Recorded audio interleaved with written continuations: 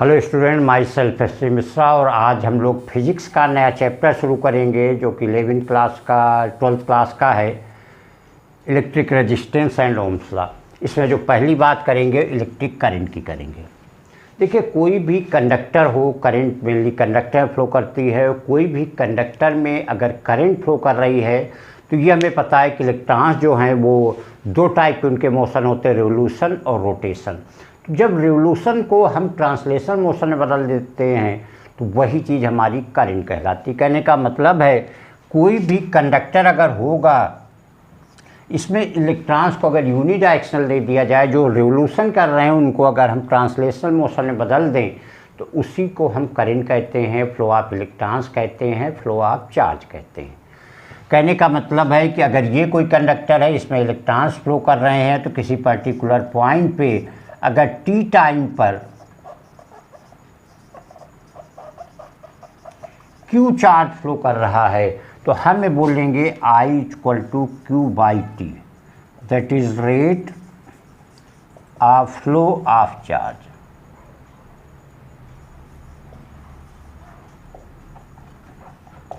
ये हमारी करंट कहलाती है। इसकी यूनिट की बात किया जाए तो चार्ज की यूनिट कूलाम हो जाएगी, टाइम हमेशा सेकंड में, तो कूलाम पर सेकंड हो जाएगा। इसी को नया नाम दिया जाता है एम्पियर। कहने का मतलब करंट की जो यूनिट है वो हमारी हो जाएगी एम्पियर। अब यहाँ पे इलेक्ट्रॉन की बात है, इलेक्ट्रॉन का मतलब चार्ज की बात हो जाएगी। अगर चार्ज फ्लो कर रहा है तो इसका मतलब है, क्योंकि क्यू चार्ज की बात है तो Q = NE हो जाएगा, क्योंकि चार्ज का मतलब इलेक्ट्रॉन्स फ्लो कर रहे होंगे। अगर 1 इलेक्ट्रॉन पे चार्ज जो है 1.6 × 10⁻⁻19 कूलाम होता है, इसे 1E से लिखा जाए तो Q का मतलब NE हो जाएगा और यही I की जो वैल्यू है NE/T के बराबर हो जाएगी। तो ये हमारी करंट हो जाएगी। करंट के विषय में कहा जाता है, क्योंकि अभी हमने बात किया कि जो करंट फ्लो कर रही है that mean flow of electrons हैं। तो इलेक्ट्रॉन्स किसी कंडक्टर में अगर ये निगेटिव है, ये पॉजिटिव है, तो जिधर निगेटिव है दैट मीन्स कि एक्सेस ऑफ इलेक्ट्रॉन्स हैं, तो हमेशा निगेटिव से पॉजिटिव ये फ्लो ऑफ इलेक्ट्रॉन्स होगा और positive to negative flow of current होगा। तो बाई कन्वेंशन रूल के अकॉर्डिंग किसी भी कंडक्टर में जो इलेक्ट्रॉन्स का फ्लो है निगेटिव से पॉजिटिव होगा, और जबकि इलेक्ट्रॉन्स का करंट का फ्लो जो है वो पॉजिटिव टू निगेटिव हो जाएगा।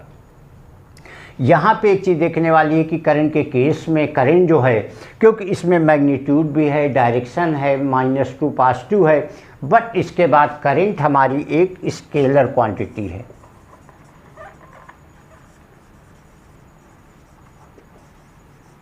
उसका रीज़न क्या है कि एडिशन लॉ को फॉलो नहीं करती है। एडिशन लॉ का मतलब होता है दो वायर अगर लेके आइए, मान लीजिए इसमें I1 है, इसमें I2 है, फिर चाहे उनको ऐसे लेके आइए, चाहे ऐसे लेके आइए, चाहे ऐसे लेके आइए, चाहे जैसे लेके आइए, अगर यहाँ से वायर जोड़ा जाएगा तो I1 + I2 के बराबर ही आएगा। कहने का तो चाहे जिस तरीके से दो वायर लेकर के आइए तो यहाँ पे जो करंट की वैल्यू हमें I1 + I2 मिलेगी। कहने का तो करंट जो है वो एडिशन लॉ को, वेक्टर के एडिशन लॉ को फॉलो नहीं करती है, इसलिए करंट को वेक्टर क्वांटिटी न मान करके करंट को हम स्केलर क्वांटिटी ही मानते हैं। तो सबसे बेसिक चीज़ क्या है कि करंट जो है that is the unidirectional flow of the electrons. Electrons जो होते हैं फ्री इलेक्ट्रॉन्स होते हैं। फ्री का मतलब है किसी भी आइटम में, क्योंकि न्यूक्लियस पे प्रोटॉन होते हैं और इलेक्ट्रॉन चारों तरफ उसके ऑर्बिट में राउंड किया करते हैं, तो उनके बीच में एक इलेक्ट्रोस्टैटिक फोर्स होता है। बट ये देखा गया है कि फर्स्ट सेकंड के बाद के जो आइटम इलेक्ट्रॉन्स हैं उनका इलेक्ट्रोस्टैटिक फोर्स बहुत ही कम हो जाता है, और जिसकी वजह से वो अप्रॉक्सीमेट फ्री हो जाते हैं। तो जैसे ही उनमें एक्सटर्नल फोर्स अप्लाई किया जाता है जो कि पोटेंशियल होता है, पोटेंशियल जैसे ही अप्लाई करते हैं उनमें यूनिडायरेक्शनल फ्लो शुरू हो जाता है, उसे हम करंट कहते हैं। करंट I = Q/T, इसी को NE/T कहा जाता है। करंट का डायरेक्शन हमेशा पॉजिटिव टू निगेटिव होगा, जबकि फ्लो ऑफ इलेक्ट्रॉन, जो इलेक्ट्रॉन्स का फ्लो निगेटिव टू पॉजिटिव होगा, और करंट को हम जो है वो स्केलर क्वांटिटी मानते हैं, क्योंकि वेक्टर केल्सन लॉ को फॉलो नहीं करती है। इसी में एक चीज़ आती है करंट डेंसिटी।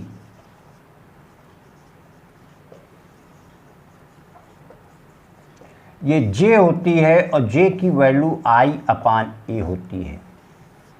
कहने का मतलब एम्पियर पर मीटर स्क्वायर, कहने का तो 1 मीटर स्क्वायर का यूनिट एरिया पे जो करंट की वैल्यू होगी that will be called a current density. तो ये हो गई हमारी करंट क्या उसका मतलब है, और ये हो गई हमारी करंट डेंसिटी। पीछे के चैप्टर्स में हम लोगों ने पोटेंशियल के विषय में पढ़ा, और जब पोटेंशियल अप्लाई किया जाता है किसी कंडक्टर में जो है वो करंट फ्लो करती है। तो ओम ने बताया कि किसी भी कंडक्टर के लिए V प्रोपोर्शनल टू I होता है, बशर्ते टेम्परेचर को कांस्टेंट रखा जाए। प्रोपोर्शनलिटी हटेगी, एक कांस्टेंट आता है, इसको R कहा जाता है। इसको बोलते हैं resistance of wire, V equal to IR। कहने का था R जो हो जाएगा V/I, V की यूनिट वोल्ट और I की यूनिट एम्पियर, और इसी का नाम दिया जाता है ओम। इन्हीं साइंटिस्ट के नाम पे इसे ओम और बाई सिंबल इसे इस तरीके से रिप्रेजेंट किया जाता है। ये हो गया रेजिस्टेंस ऑफ वायर। रेजिस्टेंस को बोलते हैं किसी भी कंडक्टर का जो रेजिस्टेंस है वो obstruction produce by the conductor in the path of current.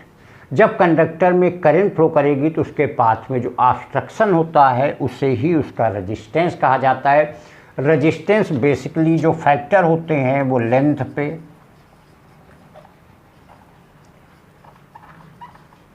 Cross section area पे, और थर्ड है मटेरियल पे जो कि सबसे मेन होता है, और एक चौथी चीज़ है टेम्परेचर पे। इन 4 फैक्टर्स पे किसी भी कंडक्टर का रेजिस्टेंस डिपेंड करता है, लेंथ पे, क्रॉस सेक्शन एरिया पे, मटेरियल पे और टेम्परेचर पे। ये मेनली कांस्टेंट माना जाता है। अगर length, cross section area, material, temperature अगर कांस्टेंट है तो किसी भी कंडक्टर का जो रेजिस्टेंस है वो कांस्टेंट होगा। ओम के बेस पे जो कंडक्टर्स हैं 2 टाइप के डिवाइड किए जाते हैं। एक होते हैं ओमिक और सेकंड होते हैं नॉन ओमिक। ओमिक वो हैं जो ओम्स लॉ को फॉलो करेंगे, क्योंकि हमारा सीधे V और I का रिलेशन होता है। तो ओमिक में सीधे स्टेट होता है, ये V है और ये I है। और जो नॉन ओमिक होते हैं उनका ग्राफ कुछ है एट रैंडम होता है, क्योंकि वो ओम्स लॉ को फॉलो नहीं करते हैं, तो उनका ग्राफ कुछ भी होगा। तो ओम्स लॉ के बेस पे कंडक्टर 2 टाइप के माने जाते हैं, एक ओमिक हो गए और एक हमारे नॉन ओमिक हो गए। इसी उसमें एक कंडक्टर के लिए डायनेमिक रेजिस्टेंस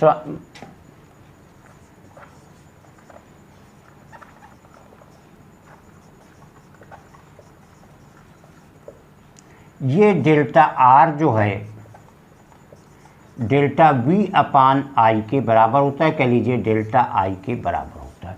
तो डायनेमिक रेजिस्टेंस का मतलब होता है कि जो जैसे नॉन ओमिक हैं, कुछ हैं जो भी वोल्टेज अप्लाई किया गया उनका वोल्टेज और करंट आपस में वेरी करेगी, तो किसी पर्टिकुलर टाइम पे जो उनके रेजिस्टेंस की वैल्यू होगी वही उनका डायनेमिक रेजिस्टेंस हो जाएगा।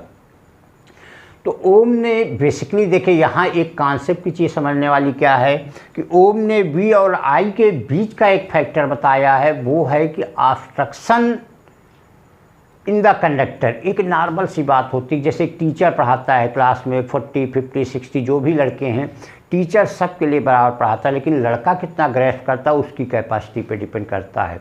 तो वही फैक्टर यहाँ पे आ रहा है कि V अप्लाई करने पे तो I प्रोड्यूस हो रहा है, लेकिन वो I की वैल्यू R के साथ डिपेंड करेगी। अब अगर कोई वुडन चीज़ है, कोई प्लास्टिक चीज़, उसमें हम करंट फ्लो कराना चाहेंगे तो वहाँ करंट हमारी फ्लो नहीं करेगी। तो यही हमारा रेजिस्टेंस होता है। इन 4 फैक्टर पे, लेंथ पे, क्रॉस सेक्शन एरिया पे, मटेरियल और टेम्परेचर पे डिपेंड करता है। और उसी में एक आता है डायनेमिक रेजिस्टेंस आता है, delta R equal to delta V/डेल्टा I। और इसी ओम्स लॉ के बेस पे जो है 2 टाइप के कंडक्टर माने जाते हैं, एक ओमिक होते हैं और एक हमारे नॉन ओमिक होते हैं। तो ये इतना स्टार्टिंग की चीज़ स्टूडेंट था। नेक्स्ट वीडियो में आप लोग इसके आगे की चीज़, इसी चैप्टर की चीज़ देखेंगे जिसमें हम लोग आगे की चीज़ें और डिस्कस करेंगे। Thank you.